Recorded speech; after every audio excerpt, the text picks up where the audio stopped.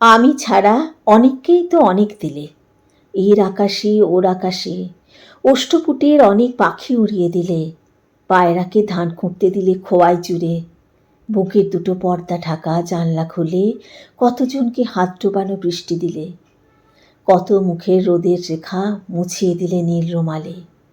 আমি ছাড়া অনেককেই তো অনেক দিলে, চায়ের কাপে মিষ্টি দিলে হাসির থেকে, নাকশা কাটা কাচের গ্লাসে শরবতে সুখ মিশিয়ে দিলে, নখের আঁচড় কাটতে দিলে ডালিম বনে, দাঁতের ফাঁকে লাল সুপুরি ভাঙতে দিলে।